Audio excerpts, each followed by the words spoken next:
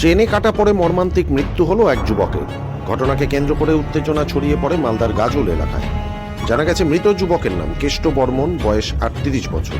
পেশায় তিনি civic volunteer ছিলেন। ঘটনা সম্পর্কে জানা গেছে মঙ্গলবার দুপুর আনুমানিক 1টা নাগাদ গাজলের ছোট কান্দর এলাকায় রেল লাইনের উপর বসেছিলেন। সেই মুহূর্তে একলাখি থেকে বালুরঘাটগামী ট্রেনের ধাক্কায় মর্মান্তিক মৃত্যু হয় তার।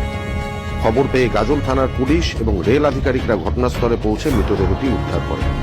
এই ঘটনাকে কেন্দ্র করে শোকের ছায়া নেমে এসেছে এলাকা জুড়ে। বাড়ি থেকে সবাই মাত্র বেরাচ্ছিলাম, তখন আনুমানিক নাগাদ 12টা বাজে। বাড়িতে খবর পেলাম যে ছোট কান্দর এলাকা, আমাদের 8 নম্বর গেট, এখানে একজন ট্রেনে কেটে মারা গেছে। আমরা আসলাম, সেই স্পটে দেখছি হ্যাঁ সত্যিকার একটা দুর্ঘটনা ঘটেছে।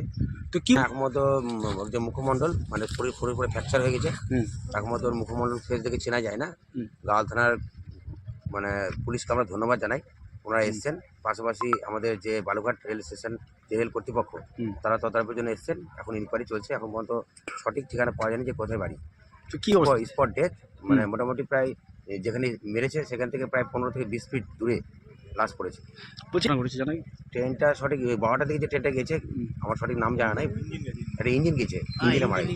1 লক্ষ বালুঘাট। নাম অমিত সিং, ঠিক আছে, বাড়ি কোতবাড়ি সিংপাড়া। বালুঘাটা দিয়ে তারপরে তারপর তো কিছুক্ষণ পরে শুনছি যে কি শুনলেন? কি একটা মানে লোক মারা গেল ট্রেনের ধাক্কায় কেটে। ট্রেনে ধাক্কা। সে নাম ধাম জানা গেছে? না চিনি না, জানি না। কোথায় তাই এলাকার নাম? এটা এলাকার নাম ছোটকান্দা। এমনি সিংপাড়া বলে, কিন্তু ছোটকান্দা। ছোটকান্দা জানি না। না তো কিন্তু এসছে মনে হয়। আপনার নাম? বিশুদাস